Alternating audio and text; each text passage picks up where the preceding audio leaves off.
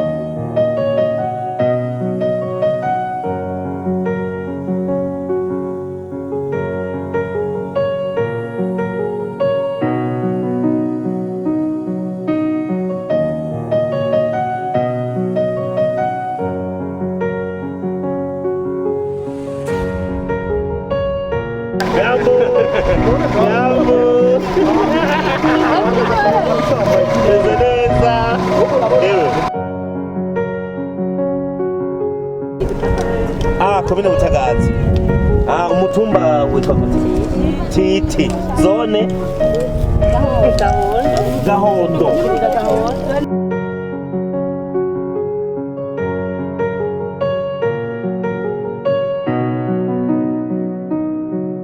Pengwa. Nani tugeze ku mutumba wande? Mutumba wa Bwome. Bwome? Zone Muhwazi. Komine Nyabitsinda. Intara ya Ruyigi. Dusigaje umwanya ungana kugira dukore kuri Tanzania. Tanzania? Wabana? Uye ngaha ugenda ku rugo rwa Tanzania. Aha barakwaka 3,000 ku moto. Kure rwa Tanzania 3,000. Si kure rero? Ni hafi. Mutindu sugenda ramako. Sai tatu sai no bawashitse. Mbega ibi bigazi ni bishasha? Ibyaje biva imbongira ngo mu Rumonge. None hari abamaze gutangura kwimbura amavuta. Aramwirira amavuta mwiganira. Uyu muntu wahambera aragana niro dipezi zitanu. Iro dipezi 5 z'amamesa. Hapana. Hari misa mwishora. Bayishora nyada mu mubazi kiro cyatatu. Ikiro ni cyatatu imise. Bashaba bikora mwi. Amasabuni. Sawa sawa inga tubisuye w'inyuma. Murakoze bavyeyi.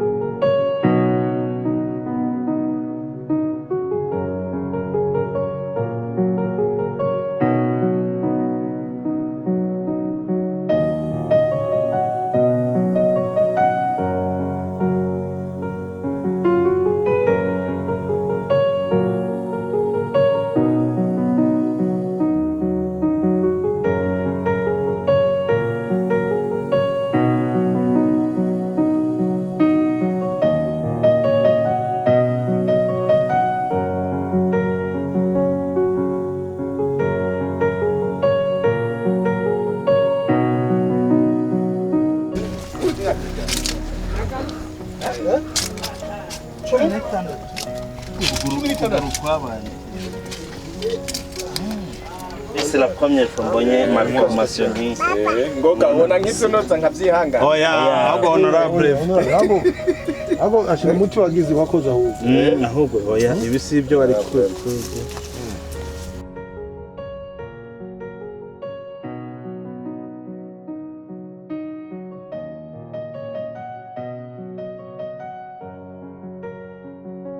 Uri mushinga amateka witaha bene gihugu bagutoye baguhaye amajo warakoze kuvugira bino bibondo by'igihugu rero twashaka duha ijambo Ngoga Patrick asanzwe arongoye fondation Ngoga Patrick atubwire kuno munsi dushitse kuno mutumbu kuntu abona ibintu cabona abana bo bakwiriye tugire fondation icari fondation urongoye ivyikora n'icatumye no munsi dushikana nga karibu.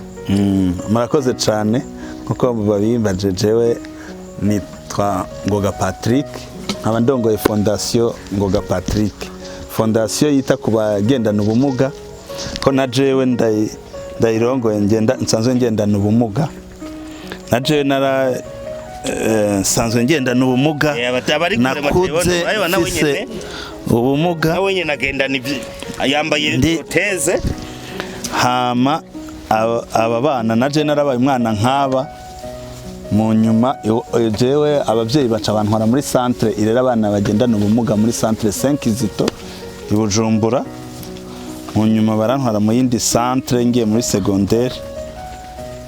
Bandanya gutyo nakuriye mu masantre atandukanye na jewe muri jewe nca iyo numvise abana nk'aba nca nishira mu mwanya wiwanje kijyagiye ya myaka naje ngana na Mose uko nari meze uko mu kibano bamfata. Aha rero jewe mubivuze je ndavyumva kanini cyane ko ndazi ubuzima umwana agendana ubumuga mu kibano ababayeho. Aha rero ndavye Mose nabo bivukana je mbona ko icyambere twokora ari ukubaronderera ikibunguruza. Twabaronderera dusheze rurante bakaba bariyunguruza après mu kwicenda tukarondera ishure kugira nabo baje ku ishuri bige ko baramuga amaguru mugabo mu mutwe ni hazima. Aha rero nagira nsabe abo twagendanye ko botuzanira tujya dusheze rurante tukicarikamo Mose no bavukana tukabandanya turabira hamwe ikindi cyokorwa mu nyuma kugira aba bana nabo bana bazovamwe abantu bakomeye. Ntimubabone kubicaye ngaha ngo mwibaze niko bizokwa moya. Aha je naheraheza nshimira Honorable Tasian umuvyeyi mwiza, umuvyeyi afise urukundo, umuvyeyi ariko aradufasha kwita ku bagendana ubumuga, agaragaza urukundo. Papa Tasian Imana ibahezagire cyane ku rukundo mufise.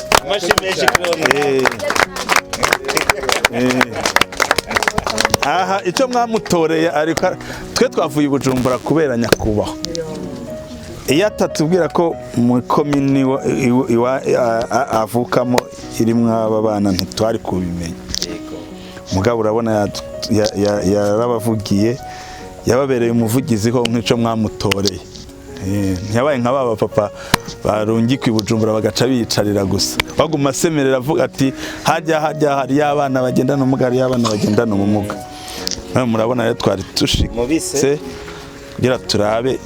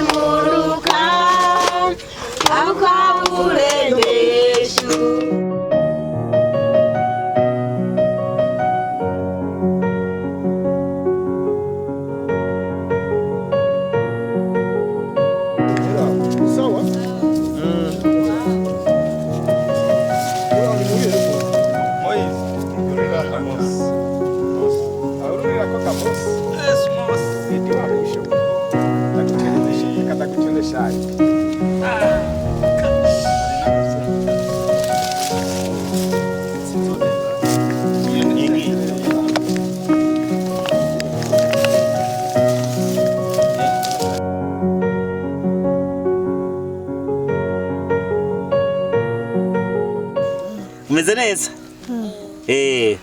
Amos witwa gute wewe? Witwa gute? Amazina yawe yose? Ndayishimiye. Ndayishimiye? Amos. Ufise imyaka ingahe? Itandatu. Afise imyaka itandatu.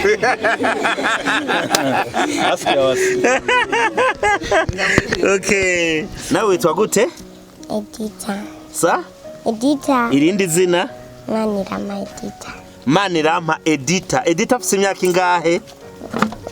Nayo nzi. ntayuzi mama wa Edita afise imyaka ingahe afise imyaka 8 mbega Amosi wiga mu kangahe yawe mama yiga mu kangahe Amosi oya ntiyiga na Edita ntiyiga oya nta numwe yiga aba bose nta numwe yiga oya kubera ataburyo bari bararose bwo kushika ku ishuri nta numwe yiga nta numwe yiga okay Edi wiyumva gute uno munsi Yumva neza. Uyumva cyane uvuga cyane n'aba bandi bavyeyi bavyumva Yumva neza.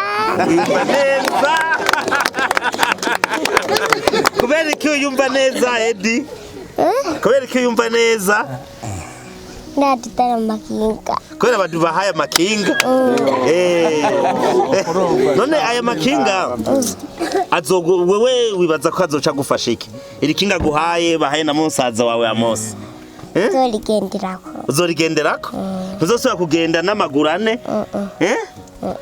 okay jewe nitwa Godefrida Nduwimana ego uba hehe Nyamunazi komine Kinyinya intara ya Ruyigi ego none uno munsi murabona Fondation Ngoga Patrick itumwe ko n'umushinga mateka mwitoreye ngaha yashitse ngaha mu rugi wanyu mwiyumva gute ga muvyeyi jewe niyumva neza emwe ahubwo ku mutima wiwanje ukuntu niyumva emwe ntangoye gushimira Imana yoyo yakoze bino bintu namwe bwe mugatambuka mugashika ngaha yemwe nukuri jewe nta nukuntu noronka nokenguruka ahubwo hanini jewe hanini no bizera ku Mana yoyo bari yoba yabitunganije byose nayo jeho namwe bwe ntavyo tware kwishoboza mukamata turi imbere nukuri ndashimye cyane ku mutima wanje ngira ngo hera gusumvya inyanga mbega aba bana mbega usanzwe wubatse ufise abana bangahe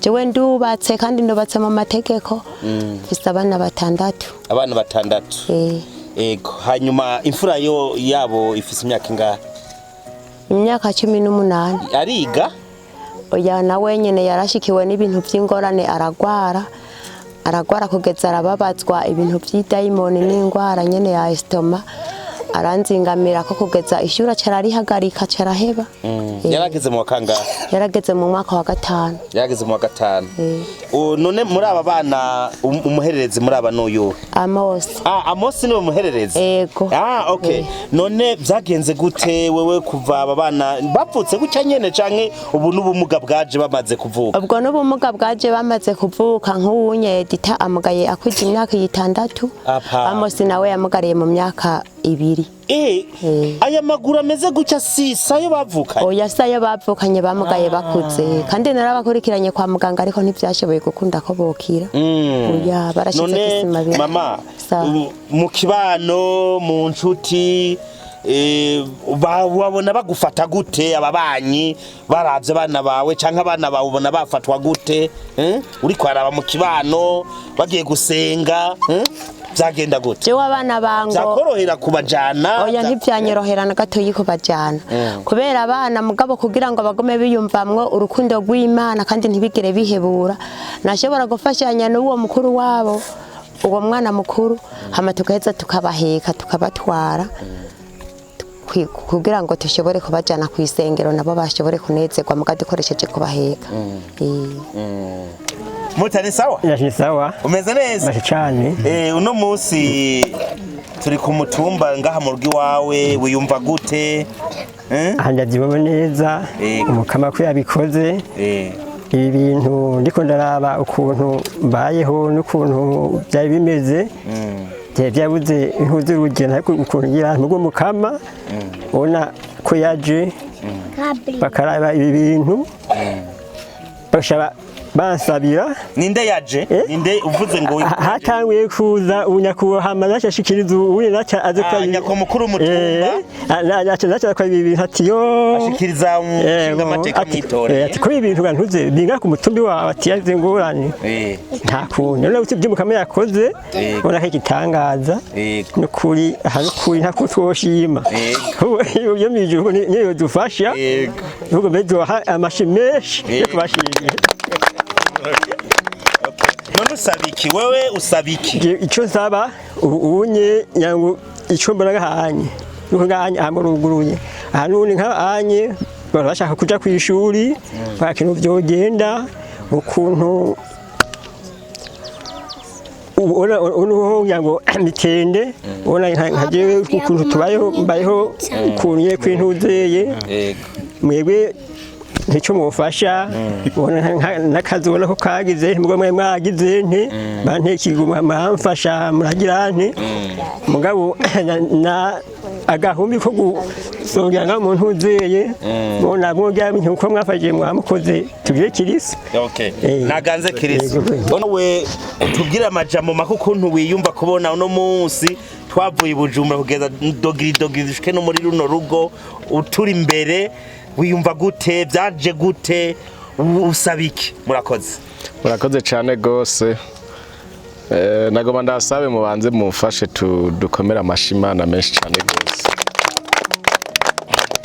bega antreta ku bantu bariko bararaba televiziyo batabazi mwitwa gute akazina kanyu je ndi umushinga amateka Ganguta Siyano yatewe mu ntara ya Ruyigi nkaba ndumuvuka komine ya ntuze ya Kinyinya ari nayo turimwo ubunyene egome hanyuma je numva nezerewe kandi cyane mugabo kandi ubu numva ku mutima ndaruhutse ubu numva nduhutse ko jewe kuva nje kuraba aba bana umukuru w'umuto twari twicaye hajya kuri kaza gasantre mwabonye hajya umukuru w'umutumba arambwira ati burya rero naho turariho hari abantu ntunze bameze ukuntu hehe twace twizira n'amaguru imodoka nasize hari burya nje ngaha narabuze ivyo mvuga burya aho najyama hose umugore wanje ntacyo mwamubonye burya nashitse namubwira nti jewe burya nahemutse ndamuzanye ngaha ingo uraba aba bantu burya narumva yiko ku mutima ndemerewe ndavye ingene Mose ameze nkaraba ingene Edita ameze kavuga no n'aba bantu ikintu je no shora kubamarira ni giki mbo nibi iyo sinabona inzira bizocamo muga navuze nti Mana ko wavyemeye bo nyene bakanshira imbere laba unkoreshe hanyuma Edita na Mose nabo nzobone bariko baratembera nk'abandi bantu kandi urabona ko gisabisho cyane Imana aracumvise kandi neza rero jewe numva ndemerewe aho nabanjamye hose yari Mose Edita babana bo Bujumbura narazungurutse ahantu henshi hada kuri 5 zito naragiyeyo barahava gushika hamero ntibangashikira uyu ntuze ya Ngoga Patrick bo namushikiye nagiye numva nduhutse kandi cyane gose ubu rero ko uyu munsi no munsi je ndazi wo mpima yo sanga mpima nk'itoni nka zitanu yosanga mpima nk'itoni nka zitanu bo Patrick tubonanye yaratwakiriye neza nundi mushinga amateka yatoye nyene mu ntara ya Ruyigi mushinga amateka Mariroze w'Ibutaganzwa uko nawe nyene yarafise ikibazo we n'umukobwa afise nk'imyaka irenga 200 mugabo we wagenda aranyogomba kandi uzi yarafise karavunjaguritse mugabo mubaha yarakarondeye hariho nundi w'Ibutaganzwa nyene we ukuguru baguciriye ngaha mugabo twaciye tumujana kuyu mubahwa mu nyakubahwa wacu ubu rero wewe nawe nyene aratambuka wabonye numwe twazana numwe twasigaye rero dushitse kwa Ngoga ariko arambwira ati abo bana je ngoma ndabaronderere sheze rurante ufete mu mutwe akenge kaze kumera nk'akanyika gatoya nti birashoboka erega gushika turinde twurira imodoka zanaguma avuga nti none nivyo nyene sheze rurante turazitwaye mbonye rero Edisa na Mose mbonye bazicayeko hanagiye numva ku mutima nduhutse mbere ubu nibaza yuko nibaza agatiro ndaza kukaronka kandi kameze neza cyane gose zakora kandi cyane kameze hanyuma kandi bice bigenda bijaniranye hari undi wo ngaho Mayanza yaragwaye hanyuma gushikama mu cukuguru burya nawe nyene yaraje aranyitura muhira ambwira ati jewe na borodero narayitwaye kuri seki zito mu 2019 hari twaye mu 2021 nubu uye nta gakoma burya nawe nyene kuri seki zito bamuhaye rendezvous yo kwitaka 13 z'ukwezi kwindwi kugira ngo bamugirire proteze urumva je ko nduhutse neza bro numva rero simfise amajambo no shobora gukoresha kugira ngo nshime numva umunezero ntangira hanyuma nakado keza gushimira cyane gose uyu asanze yarongo iyi fondation nyako wa mutima mufise ni w'igitangaza kandi ngo masubire ndabivuge mugantuze kuvuga ngo ni ibyipfu ngo nibyo nipfuza ko sisije natumye mera gutyo oye nta na kimwe Imana igirira ubusa yego kuko yuko kuguru kutamera uko Jesse nibaza ko ibi woba ubikora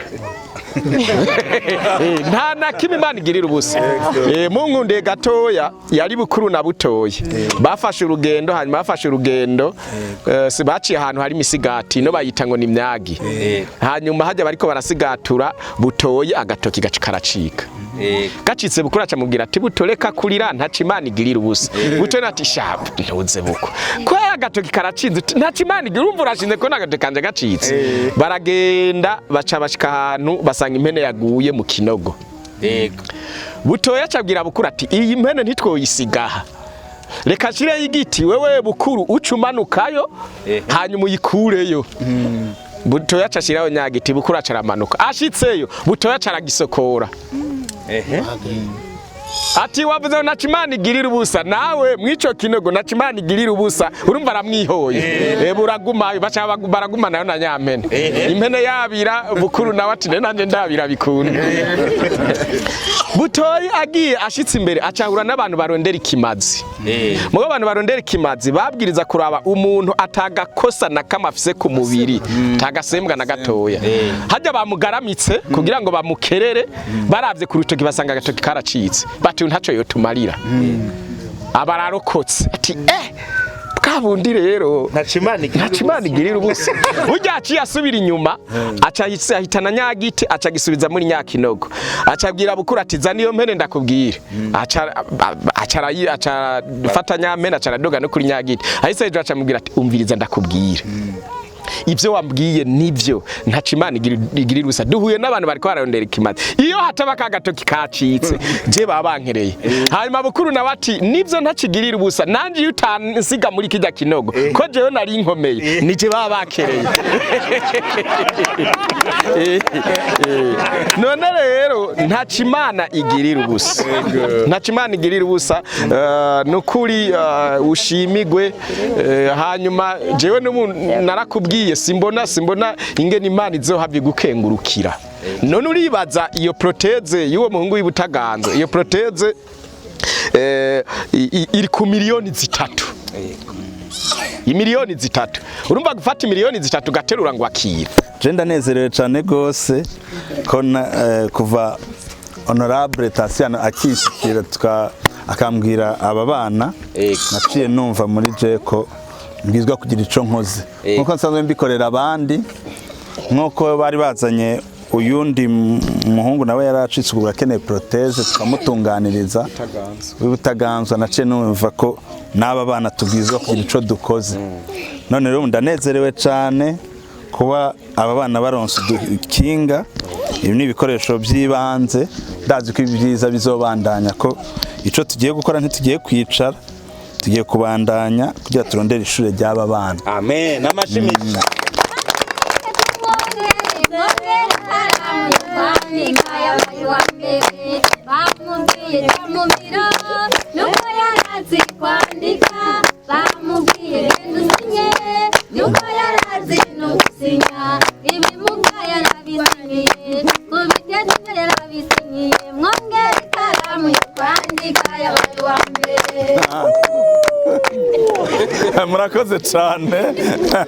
murakoze cyane twe tuyumvire ko aha umwaka w'amashuri utangura mu kw'icenda aba honorable mwararonse umuvyeyi honorable Tasiano n'umugisha kumugira muri ikomine yanyu ko abashinga amateka bose siko biyumvira twari tuzi ko abashinga amateka babibere hajya mu Kigobe mugabo wewe umuduga wiwe wirirwa mwibarabara uriko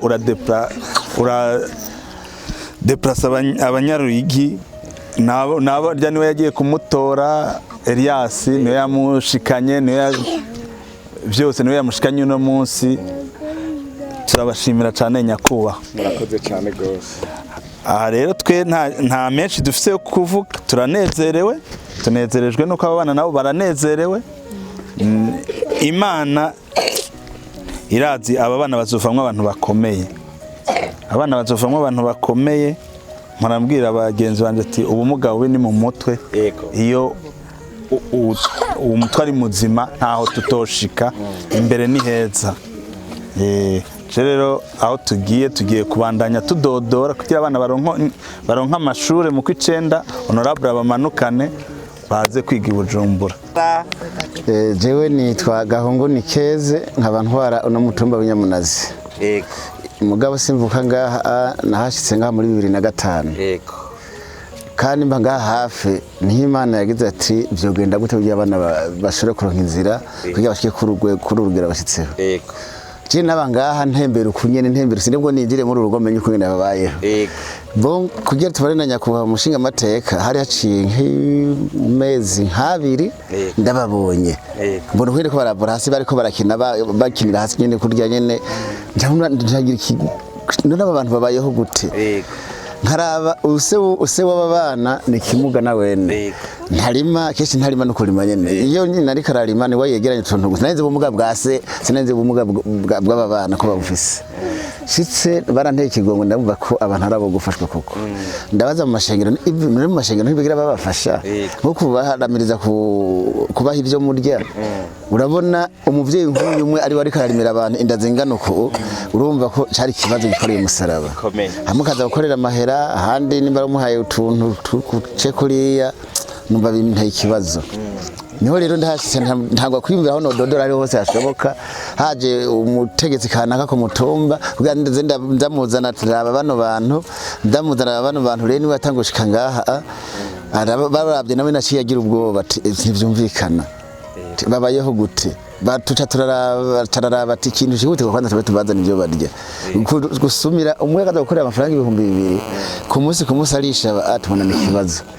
abadaraza nkuko yakivuze baci bateratanye ndiya zihuta nyabarose na biro y'umugambwe baraza bitari bikiko kuri bose kurya nk'ameza n'inusu byoshobora kubafasha kugira ngo utwo barimye azobe tweze twarabishimiye Imana kuko yarageze nk'umwasa ashaka rero nukuri natwe turakengurutse kubona abana bashaka gutambuka nanjye byarambaje kubona mara imyaka 15 ngana ntamenya ko abana bameze uko bigumira mu kigo bakinira no mu kigo nacaho ndengane bisanzwe bamenga nabo mu kigo nyine ntibaje kwibarabara nico gihe sinjara cyikizanye ngaha rero muri make nukuri turakengurutse mubaye hafi urabona nkuko nyakwa honorable yagerageje kuzana umugina nza kabazana tuno dutebe no impingira cyari ndende no tukongera dushima mu kutambuka mugabo hari mugani baca mu kirundi ati hakora munda nahazoba hari turibwa muri pamu n'ahandi bamwiteho cyane kuko uri kurara kugira rimire ifami abantu bashika kuri 5 umva no mu rugamba racari rurerure yego muramuremuruye bibimuga kubatera batwara hashe hariya mugo n'abandi asigaye uyu ntumurabe n'ahari uko nyene ntacyo ashobora gukora ntashoboye guterura ntacyo ashoboye gukora yimereye uko nyene habuje umuntu aragwa aramugara akagenda ukabona ngo ntayo za gucingera ati mpamera za gucingero nibikunda nyene niko atari kwegera tuntu twafata gati yegera two nk'utugira bakangaza bagira gutya gusa numukuri ndakengurutse nosaba ko abo rusanze ndongoye baba hamashi meshi cyane ibi ni ibintu nibaza ko iri ari ntambwe gira kabishe gatatu yego